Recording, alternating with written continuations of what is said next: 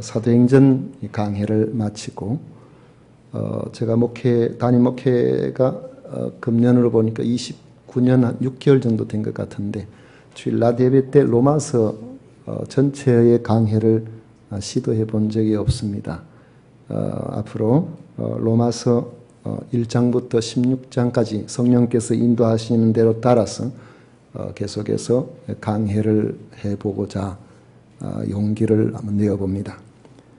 바울이 로마 황제의 최종 판결을 받기 위한 죄수의 신분으로 고단하고 위험한 긴 항해를 끝내고 보디올 항구에 도착했습니다. 거기서 약 220km 떨어진 로마로 가는 아피아 가도를 걸어서 올라가던 지친 바울은 로마까지 약 이틀 정도 거리 되는 65km 정도 지점에 있는 아피오 광장에서 생각지도 못한 사람들의 환영을 받았습니다. 바울이 로마에 오고 있다는 소식을 들은 그곳의 그리스도인들이 그 먼 곳까지 나와서 바울을 환영했던 것입니다.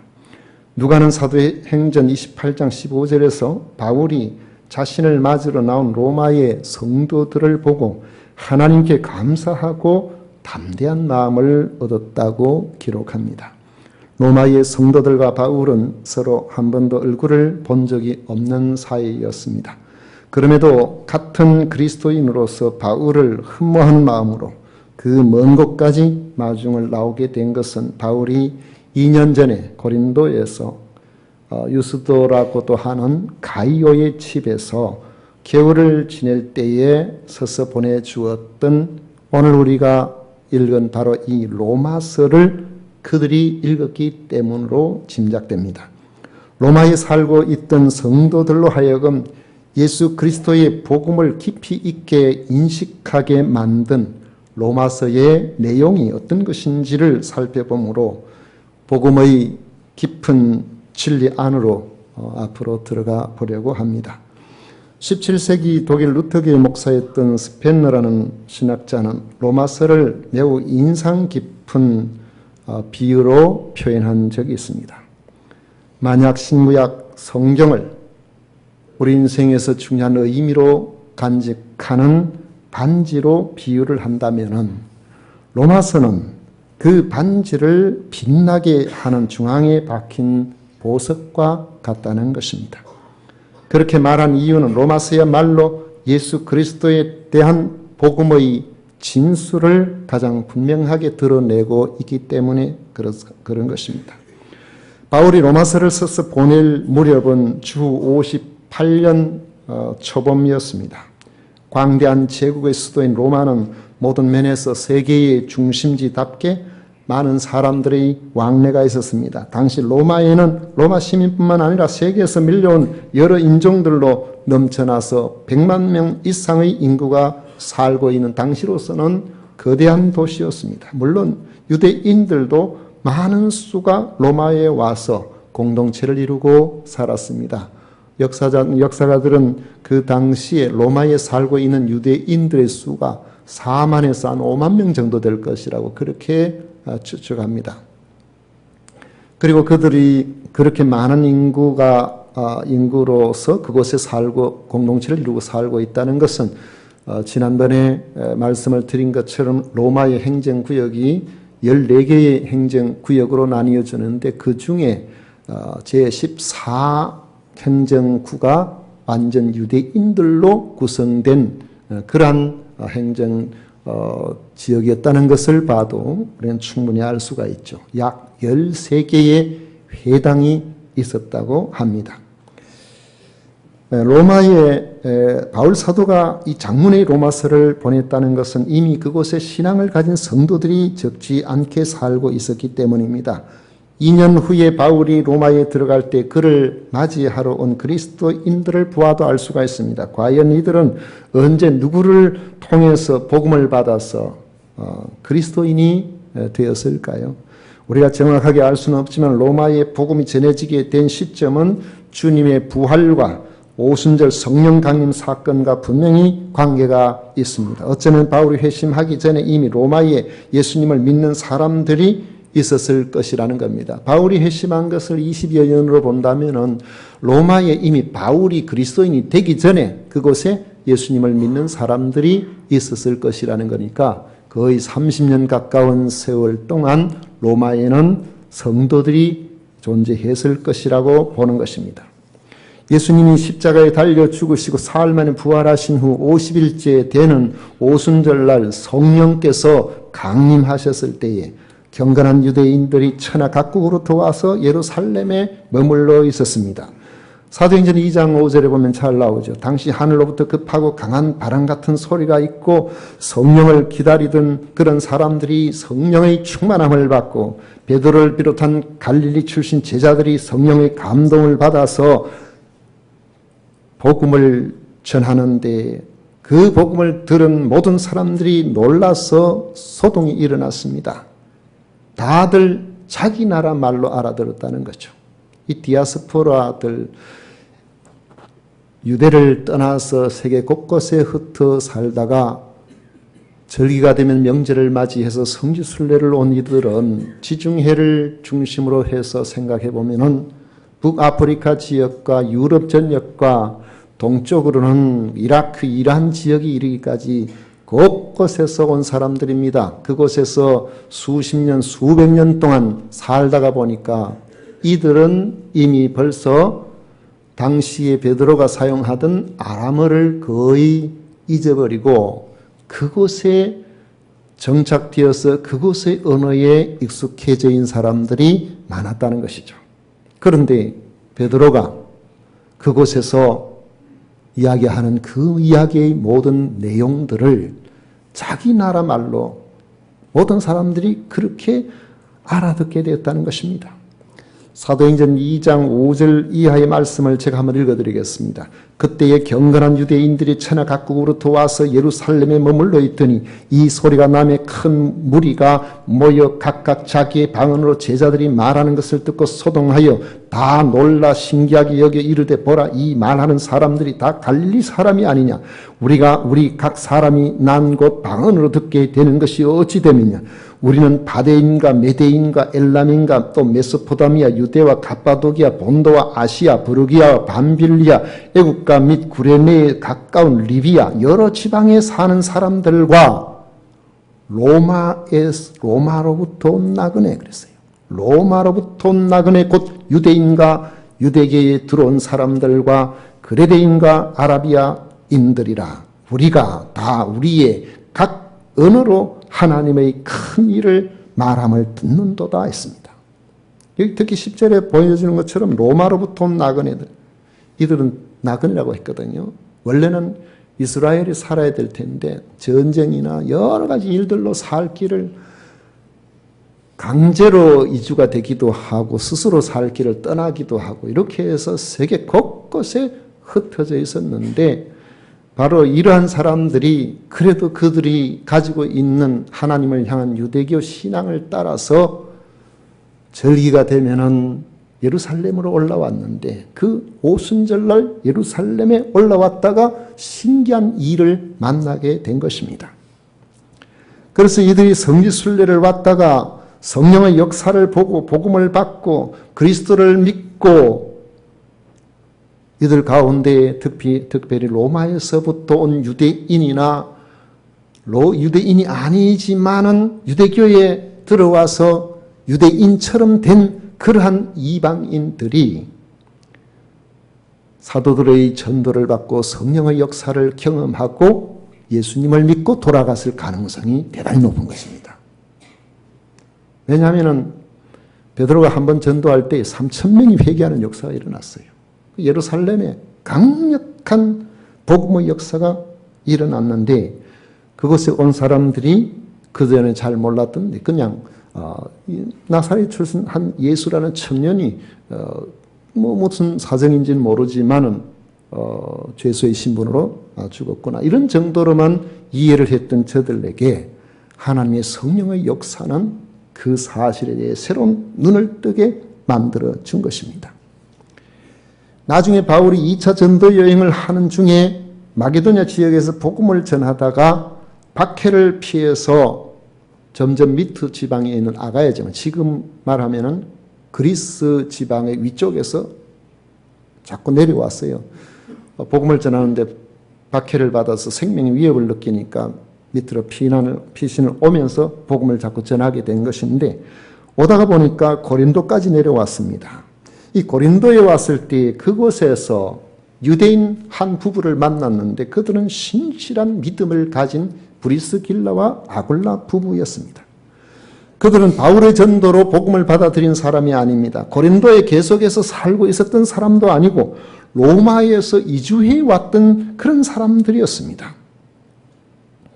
이들이 로마에서 이주하게 된 것은 주 49년에 당시 로마 황제였던 클라우디우스 황제가 유대인들이 불손하다고, 유대인들이 위험하다고 자꾸만 소란을 일으킬 가능성이 있다고 보고 그들에게 대해서 추방령을 내리기 때문에 로마에서 살 수가 없어서 급하게 로마를 떠나서 나왔던 것입니다. 그런데 바울은 바로 이 브리스길라와 아굴라 부부와 함께 고린도에서 복음을 전해서 고린도 교회가 크게 부흥을 하게 되는데 큰 역할을 했습니다. 나중에 바울이 그곳을 떠나서 에베소로 가게 될 때에 이 부부도 함께 에베소 지역으로 갔습니다. 소아시아 지역, 지금으로 말하면 터키로 넘어간 것이죠. 그곳에서 또한 바울을 도와서 열심히 함께 사역함으로 에베소 지역에서도 약 3년 동안 바울이 있는 동안에 에베소 교회의 큰 부흥을 경험하게 됩니다. 이 부부가 상당한 역할을 했다고 봅니다. 이제 세월이 흘러서 클라우디우스 황제가 죽고 네로가 주 54년에 황제가 되는데, 황제가 바뀌어지게 되니까 유대인에 대한 추방령이 의미가 없게 되어져서 나중에 에베소 사역을 끝으로 브리스길라와 아굴라 부부는 다시 로마로 돌아가게 되었습니다. 바울이 로마서를 쓸 당시에 브리스길라와 아굴라 부부는 다시 로마로 돌아가 그곳의 성도들과 함께 신앙생활을 하고 있었던 것입니다. 바울은 그들을 자신의 동력자라고 일컬으면서 브리스길라와 아굴라 부부는 복음을 위하여 같이 사는 자신을 위하여서는, 자신이 죽을 형편에 놓인다면 생명까지도 대신 바쳐줄 만한 그런 사람이라고 인정을 했습니다. 아마도 이와 같은 브리스길라와 아굴라 부부가 비록 평신도지만은 평신도로서 복음을 위해서 최선을 다해서 살아왔던 그들이 바울과 함께 오랫동안 같이 있으면서 복음의 진수가 무엇인지를 들었고 같이 가르치는 그 과정에서 다시 로마로 들어가게 되었을 때에 그들이 알고 있는 지식을 다해서 그곳에 있는 모든 사람들에게 나름대로 진리의 깊은 자리로 인도하는 귀한 일들을 했을 것입니다. 바울이 이제 로마에 일성하게 되었을 때, 그때까지도 만약 그들이 살아 있었다면 누구보다도 앞장서서 바울을 맞이하고 바울을 섬겼을 것이라고 생각됩니다. 바울이 회심한 이후에 20여 년 동안 주님이 인도하시는 곳곳마다 복음을 전하다가 마침내 로마에 오게 되었을 때 이미 그곳에는 이전부터 복음을 받아들이고 그리스도인이 된 사람들이 많이 살고 있었다는 것을 말해주고 있는 것입니다. 하지만 바울이 판단하기에 로마의 성도들이 흔들리지 않고 진리에 굳건하게 서 있어서 끝까지 믿음을 지키도록 그렇게 하기 위해서는 그가 알고 있는 진정한 복음의 내용을 체계적으로 가르칠 필요가 있다고 봤습니다. 우리가 교회 생활을 오래 하고 우리가 신앙생활을 나름대로 열심히 한다고 해도 진리의 체계를 제대로 알고 그 위에 바로 서 있지 아니하면은 그렇게 믿음이 좋아 보이는 사람이 한순간에 무너지고 한순간에 교회를 나오지 않고 어떤 사람들은 적대적인 사람으로 바뀌는 경우까지 있습니다. 여러분, 우리가 믿음으로 산다고 해도 박해자들이 예수님을 믿으면 직장에서 쫓겨난다든지 생명의 위협이 온다든지 하면은 흔들릴 수가 있어요. 세상의 온갖 통저들이 우리가 하나님의 말씀의 가르침과 다르게 움직여 갈 때에 분위기가 그렇게 되면은 우리가 예수님을 믿는다고 하면서도 말씀보다는 세상의 풍조를 따르는 그런 사람이 될 수가 있습니다. 우리가 예수님을 믿어도 다른 사람들이 우리를 어떻게 평가하는가에 민감하여 신앙생활하는 사람에 대해서 부정적으로 이야기를 하면은 우리들이 나가서 내가 그리스도인이라는 사실을 숨기는 그런 소극적인 믿음의 생활을 할 수도 있습니다. 교회 지도자들이 여러 가지 부정적인 그러한 일들로 뉴스가 뜨게 되면은 마치 아이고 내가 이런 기독교를 믿을 필요가 있겠는가? 내가 교회에 다닐 필요가 있겠는가? 그렇게 해서 자기 신앙이 흔들흔들해지고 교회에 나오는 것조차도 부끄럽게 여기고 아니면 교회에 나오지 않는 것을 너무 당연하게 여기는 다른 사람 저렇게 저런 사람도 그런데 나야 이렇게 생각을 해서 그 믿음이 흔들릴 수가 있습니다. 여러분, 우리가 예수 그리스도를 믿는다는 것은 오직 하나님의 아들, 우리를 위해서 구원하신 바로 하나님의 그 구원의 계획 속에 들어있는 나사렛 예수를 내가 주로 믿는 것을 말합니다. 이 안에 죄사함이 있고 이 안에 우리 이 땅에서 사는 동안 하나님의 도우심이 있고 이 안에서 영원한 생명의 소망이 있고 이 안에서 주님 재림하실 때 심판이 아닌 의의 부활로 주님 앞에 서게 되는 이 놀라운 진리가 여기 있습니다. 그런데 진리의 체계가 제대로 갖춰져 있지 아니하면은 진리 외적인 일들에 의해서 우리들의 믿음이 흔들리고 예수님을 믿어야 될 건가 말 것인가 이런 생각을 가지고 하나님의 바른 믿음의 생활을 잘 하지 못하는 이런 경우가 발생할 수가 있다는 것이죠. 여러분, 우리가 가지고 있는 이 믿음의 체계는 주변에 많은 사람들이 모든 환경에서 여러 가지 우리가 원치 않은 그런 상황이 발생한다고 할지라도 우리를 구원하신 예수님, 나를 죄에서 건지신 예수님, 나를 위해서 하나님께서 영원한 생명의 길로 인도하시는 예수가 그리스도라는 이 진리 안에서 우리가 요동하지 않은 믿음으로 굳건하게 서 있을 수 있어야 됩니다. 이게 우리가 믿음의 체계를 분명히 가지고 있어야 모든 사람이 아니라고 해도 이게 우리가 사는 길인데 이 길을 걸어갈 수가 있지 않겠습니까? 그런데 바울에게 이 로마로 갈 기회가 이걸 좀 가르쳐주고 싶은데 좀처럼 주어지질 않았습니다. 로마서 15장 22절에 보면 이 바울 사도는 이렇게 로마로 한번 가보고 싶어서 로마에 있는 성도를 만나고 싶어서 여러 번 노력을 했지만은 길이 잘 열리지를 않았다고 했습니다. 그래서 자신은 직접 로마에 가지는 못하지만은 우선 로마의 성도들의 신앙을 굳건하게 하기 위해서 복음이 무엇인지 그들에게 체계적으로 기록해서 보내준 것입니다. 아마도 당시 로마의 성도들은 바울이 보낸 로마서를 통해서 신앙의 굳건한 토대를 마련할 수가 있었을 것입니다. 또 브리스길라와 아굴라 부부 같은 바울의 가르침을 잘 알고 있는 이러한 사람들은 아마 바울의 편지를 통해서 그들에게 신앙의 바른 체계를 차근차근 가르칠 수 있었다고 보여집니다. 한편으로는 바울이 로마서를 통해서 자신의 마음을 밝힌 것처럼 로마 교회의 성도들이 나중에 자신이 저 스페인에까지 복음을 전하려고 할 때에 그들이 도와주어서 그들의 협력으로 그곳에까지 복음을 전할 수 있기를 바라는 마음을 로마서에 분명하게 담고 있습니다. 로마서 15장 22절 이하에 보면 그러므로 또한 내가 너희에게 가려 하던 것이 여러 번 막혔더니 이제는 이 지방이 일할 곳이 없고 여러 해 전부터 언제든지 서바나로 갈 때, 서바나는 스페인을 말하거든요. 서바나로 갈 때에 너희에게 가기를 바라고 있었으니 이는 지나가는 길에 너희를 보고 먼저 너희와 사귐으로 얼마간 기쁨을 가진 후에 너희가 그리로 보내주기를 바람이라 했습니다. 바울 사도는 땅끝까지 복음을 전하기를 원했습니다. 그때까지 바울 사도가 주로 복음을 전한 지역적인 경우를 보면은 거의 그리스 지역까지 이제 복음을 전했었어요. 거기서 넘어가지를 못했습니다. 그 시대 사람들이 생각하는 땅끝은 뭐 여러 경우를 생각해 볼 수 있겠지만 거의 스페인 저 끝에까지 지브롤터 해변인데 그쪽까지 아마 땅끝으로 아마 이해를 했을 것 같습니다.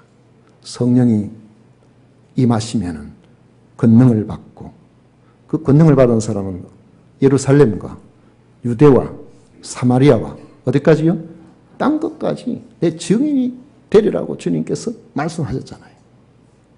그래서 바울 사도는 열심히 지금 복음을 전하고 있지만은 이미 복음이 들어와서 그곳에서 신앙생활을 하고 있는 그 다음 단계인 바로 이 이탈리아, 거기에서도 로마에 내가 여기서 복음 전해야 되겠다 이렇게 말하지 않고 거기는 그리스도인들이 있으니까 그들의 신앙의 체계를 다진 이후에 그들의 도움을 통해서 그 다음 서바나로 가겠다. 그곳에서 복음을 전하겠다는 이런 생각을 그가 가지고 있었던 것입니다.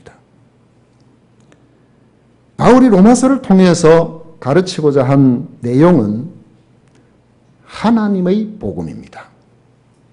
1절에 보십시오. 예수 그리스도의 종 바울은 사도로 부르심을 받아 하나님의 복음을 위하여 택정함을 입었으니 했습니다. 바울은 먼저 자신의 신분을 밝히고 있습니다. 자신은 예수 그리스도의 종이라는 것입니다. 하나님의 복음을 전하도록 부르심을 받은 사도로서 내가 택함을 입은 그런 사람이라는 겁니다. 한 번 본 적도 없는 사람이 나한테 편지를 보내면서 자신을 권위 있는 사람의 이름으로 그렇게 보냈을 때에 이 사람 그 사람 맞을까? 거기에 대해서 우리가 의심하게 되는 경우가 생깁니다. 여러분 위경이나 외경에 대한 이야기를 들어보셨죠? 위경이라는 말은 성경의 그런 저자들의 이름을 빈자해서 보낸 그런 서신들을 말합니다. 위니까 속에서 보낸 거죠. 예를 들어서 뭐 우리가 베드로 전서, 베드로 후서 그러는데 이건 사실은 베드로 1서, 2서거든요. 두 개밖에 없으니까 전서, 후서라고 그러는데 만약에 또 하나 더 있다고 생각해 보세요. 그러면은 베드로 1서, 2서, 3서라고 하겠죠. 분명히 두 개밖에 없는데 자기의 권위를 그 편지의 권위를 높이기 위해서 자기가 써놓고는 베드로의 이름으로 그렇게 보낼 수도 있다는 것이죠. 당시에 그런 서신들이 적지 않아 많았습니다. 그럼 그게 진짜인지 아닌지는 확인할 수 있는 방법은 바울 사도같이 시력이 너무 안 좋으니까 대피를 시키고 난 다음이지만 마지막에는 항상 자기가 써요. 한 칸에 써야 다른 사람은 눈 좋은 사람은 한 칸에 쓸 걸 바울 사도는 아마 두 칸, 세 칸 잡아먹은 거야. 눈이 나쁘니까 내가 큰 글씨로 너희한테 쓴다. 일종의 수결입니다. 사인이라고 해요. 이건 내가 보낸 편지다. 뭐 그런 뜻이겠죠.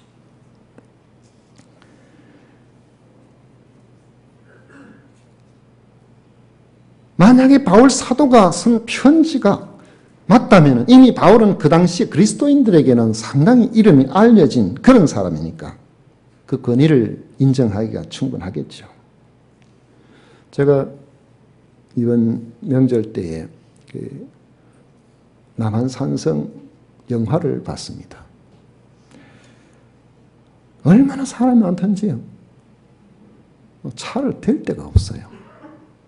그래가지고 신호를 기다려가지고 자 이제 빈자리가 있으니까 들어가세요 하는데 보니까 예매해놨는데 시간 안에 가지를 못 할 것 같아서 집사람을 선발대로 보내고 저는 이제 가려고 들어가라 해서 딱 가려고 하는데 옆에서 갑자기 다른 소형차가 싹 지나오면서 제 차 옆구리를 막 주르륵 끌고 가더라고요. 그래가지고 저 사람도 어지간히 급한가 보다. 근데 보니까 범퍼 쪽에 좀 기스가 나. 그 사람은 안절부절을 하면 어떻게 하면 좋겠습니까? 나 급하니까 빨리 가세요.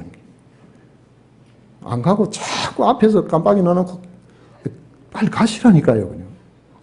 명함드리니까 그냥 가시라니까.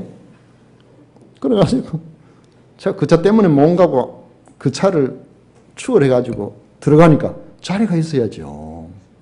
또 그래가 안쪽으로 어디 해서 골목에 보니까 마침 한 곳에서 차 세워놓고 뭐든지 전 지각 안 하려고 애를 씁니다.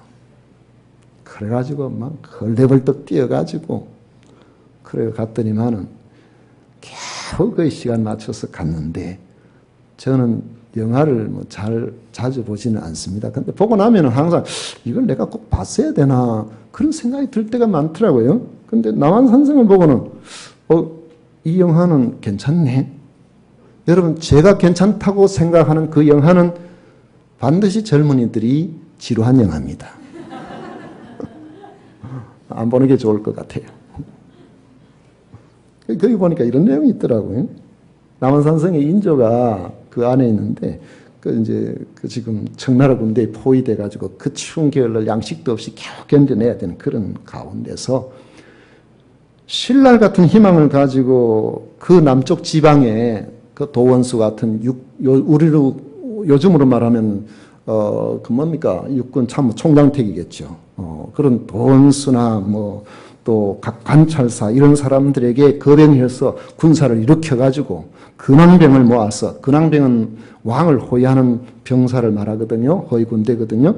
이런 걸 모아서 자기를 구출하도록 밀서를 대장장이를 통해서 보내는데, 그 밀서가 도원수 앞에 도착했을 때에 이게 과연 정말 왕의 밀서가 맞느냐 안 맞느냐, 그 때문에 막 논란이 벌어지는데, 그 논란을 종식시키는 게 하나 있어요. 뭘까요?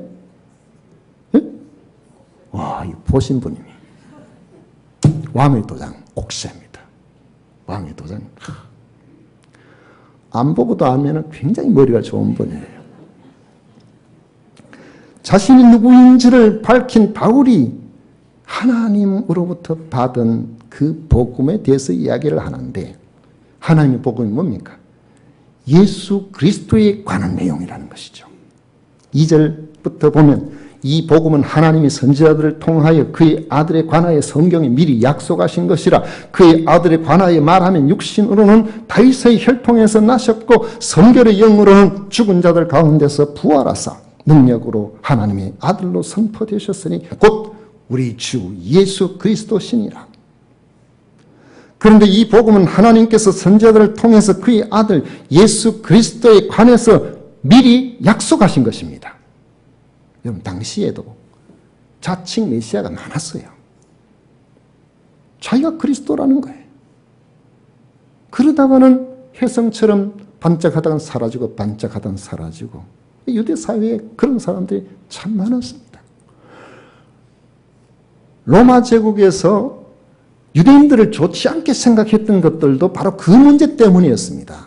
왜냐하면 혜성처럼 나타났다 사라졌다는 그 지도자들은 하나같이 로마의 입장에서 볼 때는 불온 인물이에요. 반란의 수괴가 될 수 있는 사람들이에요. 이스라엘 백성들을 로마의 압제에서 건져내고 그들에게 참된 자유를 줄 수 있는 그런 인물로서 나를 따르라 그렇게 하니까 로마에서 볼 때는 반란을 엄청 싫어하니까, 그래서 항상 문제가 되었던 것이거든요.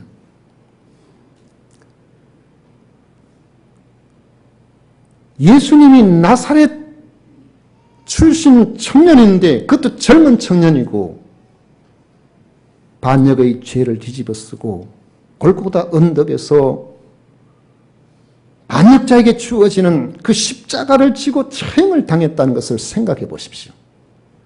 그런 청년이 도대체 우리가 무슨 상관이 있다는 말입니까? 그분이 어떻게 해서 복음이라는 이야기예요. 우리가 많은 사람들에게 예수님에 대해서 하면 그 청년이 나와 무슨 상관이 있는데, 2000년 전에 그렇게 죽은 그 청년이 도대체 우리의 구주라는 증거가 뭐냐라고 그렇게 물을 때에 우리는 뭐라고 대답할 수가 있겠습니까? 오늘 말씀하고 있기를 바로 예수 그리스도에 대해서 하나님께서 말씀하시고 있는 이 복음은 그분이 하나님의 아들이시고 그분에 대해서는 어느 때 한순간에 혜성같이 나타난 존재가 아니고 성경에 미리 약속되신 분이라는 것을 분명히 말하고 있는 것입니다. 구약 성경을 찬찬히 읽어보면 분명히 하나님이 주신 복음은 바로 예수 그리스도라는 사실을 확인할 수가 있다는 것입니다.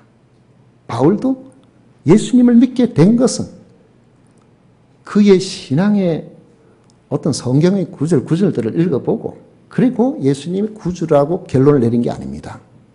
바울은 예수님을 믿게 된 것이 예수님을 믿는 사람들이 오늘 우리들이 예수님을 싫어하는 사람과 마찬가지로 예수님을 믿는 사람들이 싫어서 기독교를 말살하기 위해서 시리아의 수도인 다메섹으로 올라가다가 초자연적인 부활하신 예수님께서 나타나심으로 그 광채 앞에 그가 엎드려져서 주여 도대체 누구십니까? 나는 네가 지금 박해하고 있는 나사렛 예수니라 그 말씀 한마디에 거꾸로 져버린 것이거든요. 그렇지만은 그분이 정말 그리스도인지 왜 그리스도인지 그 당시는 몰랐습니다. 그냥 받아들인 거죠. 그런데 하나님의 성령께서 그가 알고 있는 박학한 구약 성경의 지식을 통해서 살펴보니까 이미 예수님은 성경에 예언되어진 바로 그분이라는 사실을 발견하게 된 것입니다. 창세기를 통하여 나타난 복의 근원이 예수 그리스도시요 구약의 제사에 필수적이었던 흠없는 양이 상징하는 바로 그분이 그리스도라는 사실을 알았던 것이죠. 이사야를 통해서 예언된 고난의 종이 예수가 그리스도라는 사실을 확인시켜 준 것입니다. 당시에 유대인들은 그리스도라면은 이건 승리의 사람, 승리의 왕으로 알았습니다. 그런데 예수님은 십자가에 달려 고난받아 돌아가셨거든요. 왜 돌아가셨을까요? 성경을 찬찬히 읽어보니까 이사야 53장에 그리스도가 오시면 우리를 위해서 고난을 당하게 되어 있다는 것을 분명히 밝혀주고 있는 것입니다. 예수님께서 다윗의 혈통으로 나셨고 계시된 대로 죽은 자들 가운데 머물러 있지 않고 다시 부활하실 수밖에 없었던 것들도 구약 성경에 하나같이 계시되어진 그런 말씀이었다는 것이죠. 바울은 부활하신 예수님께서 강권적으로 만나주심으로 믿게 되었지만 이제 구약의 선지자들을 통해서 수천 년 동안 하나님께서 변함없이 약속하셨던 인류의 구세주인 것을 분명하게 확인할 수가 있었던 것입니다. 그 사실을 알고 나서 그는 예수 그리스도 앞에 엎드려서 나의 주, 나의 하나님이시여 나는 주 예수 그리스도의 종입니다. 그렇게 고백했던 겁니다. 바울만 그런 고백을 한 것이 아닙니다. 예수님의 육신의 동생들도 성경에 보면 4사람 남자가 나타나는데 그들도 하나같이 야고보서 보세요. 유다서 보세요. 예수 그리스도를 우리 형님이라 하지 아니하고 나의 주라고 합니다. 그렇게 고백하고 있는 것을 볼 수가 있습니다. 바울이 사도로서 순종하여 이방인들에게 복음을 증언하게 된 것도 바로 그것 때문이에요. 로마의 성도들이 예수 그리스도의 것으로 부르심을 받아서 하나님의 사람이 된 것도 하나님께서 그분의 아들 되신 예수 그리스도를 통하여 미리 약속하신 복음 때문이었다는 것입니다. 바울은 로마서를 쓰면서 다른 편지는 그냥 자기를 소개하고 그곳에 있는 사람들에게 문안하고 보통 이렇게 서두가 시작이 되거든요. 그런데 로마서는 그렇게 하지 아니하고 자신을 소개하고 그 속에 복음의 핵심을 밝히고 그리고 난 다음에 그들에게 문안하는 형식으로 그렇게 편지를 쓰고 있습니다. 우리가 그리스도인이라면 왜 그리스도를 믿어야 하는가? 그것을 알아야 하겠고 또 한 가지는 로마에 있는 성도들은 자기를 직접 거의 본 적이 없기 때문에 그렇게 한 것입니다. 그리고 바울이 로마의 성도들을 향하여서 이제 하나님께서 자신을 통하여 그들에게 주실 그런 메시지를 차근차근 밝혀 나가려고 합니다. 그러므로 앞으로 이 로마서 강해를 통해서 하나님의 복음이 예수 그리스도를 통해서 어떻게 나타나고 있는가 하는 것을 더 상세하게 그렇게 알아보고자 합니다. 그리고 바울이 로마의 성도들에게 문안한 인사 있죠? 7절에 로마에서 하나님의 사랑하심을 받고 성도로 부르심을 받은 모든 자에게 하나님 우리 아버지와 주 예수 그리스도로부터 은혜와 평강이 있기를 원하노라 이렇게 하면서 이제 로마서의 주된 내용으로 들어가게 되는데, 이런 문안을 여러분들에게 드림으로 오늘 로마서의 이 서론 부분을 마무리하고자 합니다. 하나님이 사랑하심을 받고 성도로 부르심을 받은 이 자리에 계신 우리 모든 성도 여러분들에게 하나님 우리 아버지와 주 예수 그리스도로부터 은혜와 평강이 넘치시기를 축원드립니다.